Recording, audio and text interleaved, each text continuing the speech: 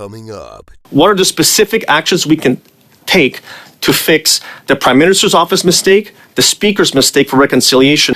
I've suggested that you might want to apologize to Mr. Hunka. This guy's garage. Like and subscribe. Welcome to PROC. Thank you. Thank you for inviting me, and thank you for your time. The title of my presentation is Q Bono, Who Benefits? I'm not going to read it. I'm going to simply speak to some of the points, but I believe you've all received it in both official languages. I'm sure you and your families, I have family members who didn't survive the war. I have family members who spent time in camps. What I want to understand is how can we reconcile the communities here, because President Zelensky and President Duda have for years been doing reconciliation work on war crimes that were committed in what Poland calls the borderlands, what would be like the regions around Lviv, Volhynia, Galicia in Ukraine. So what can we do now going forward to reconcile three diaspora communities in Canada? So one, we never embarrass one of our allies again, and most importantly, we never provide the Russian Federation a propaganda win that they can keep using against our ally, Ukraine, and against the diaspora communities in Canada, so this Operation Payback doesn't continue. Perhaps Professor Lurchuk could go first, and Monsieur Marceau, deuxième. I think the kind of efforts that have been made between the presidents of Poland and Ukraine are to be commendable, and they have continued, and they will continue. I know that there are colleagues of mine in Ukraine who are working on these very issues. And as was stated earlier, having academics and scholars take a second look and think about things based on archival evidence, not on emotion, is a very good thing and a welcome thing. So that's happening in Ukraine and in Eastern Europe more generally. Today, one of Ukraine's greatest friends, as we all know, is Poland, as well as Canada, in terms of supplying Ukraine with the kind of support it needs to fend off the invading Russians. I think in Canada, what we all need to do is, as was stated earlier, take a second look.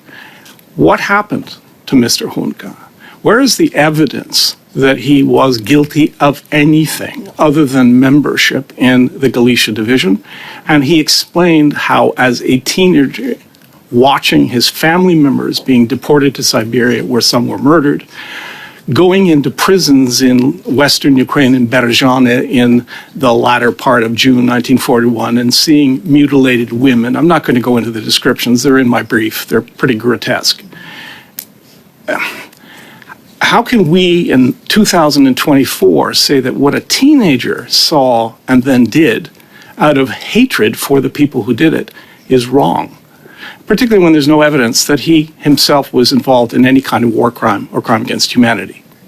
The conduct in the House by Conservatives, all parties in fairness, but for Conservative members now to suggest you can't provide Russian propaganda with a win when in fact some of their own tweets and responses were actually used by Russia to further propaganda.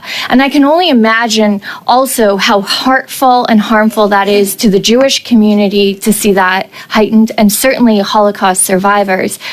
So could you speak to the propaganda that was actually perpetrated by the House reaction by some members more than others that actually were used by Russia? I can say that I had a friend, Stefan Petulitsky, 154922 was his Auschwitz tattoo number. I helped him prepare his memoirs for publication, and they're now available. And so I heard a great deal about what happened at Auschwitz and by whom and to whom. And from people like that and the people I interviewed for my doctoral dissertation, I learned not to pick sides. And so I'm not going to pick sides on that question. I will say that I was disappointed as a Canadian of Ukrainian heritage by the reaction of many members in the House of Commons from all parties. And I have a list of quotations here from every party, I made sure. I'm not going to read those into the record, but the point is, it was a knee-jerk reaction. You were all on a high because President Zelensky had come here, and we all recognize him as Ukraine's Moses. This is a man who's leading his people, his nation, the Ukrainian nation, himself of Jewish heritage, out of Russian Soviet bondage. This is what he's doing, and this is why Putin's pushing back so hard. Putin's the pharaoh. He's just made himself immortal in terms of the quote-unquote election. He's going to be there longer than Stalin. Mr. Hunka was never a Nazi. There's no evidence he did anything wrong. He's an innocent Canadian, and yet he was condemned.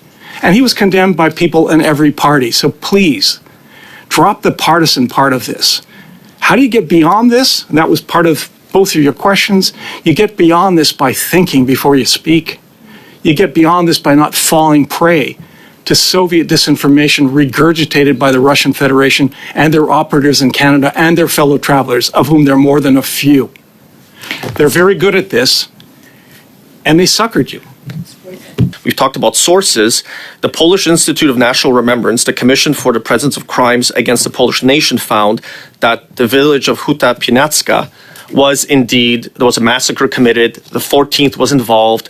100,000 Polish people, there was ethnic cleansing done against them, which is why the Polish community is so sensitive to how this is sought. And that is a national commission that has been found to have had the right facts. The findings have been confirmed by the National Academy of Sciences of Ukraine in 2005. So we can talk about Wikipedia. That's one thing. You can Google things. These are national commissions.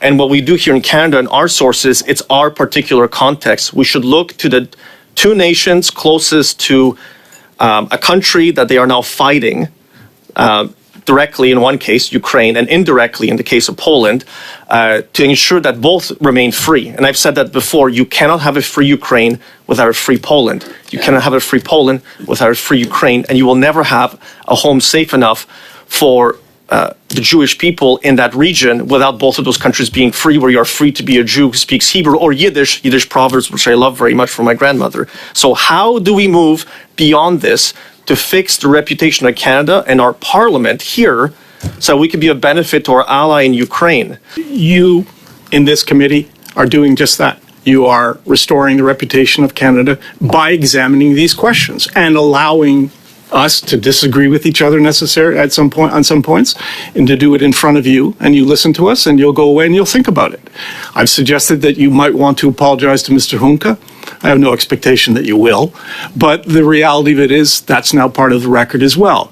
As for Ukraine, I can fairly much assure you that President Zelensky is not worrying about the Hunka incident right now. He has far more important things to do with his time, and thanks to all of you in all the parties who have been supporting Ukraine. That's the key thing right now, support Ukraine. Who benefits from this distraction?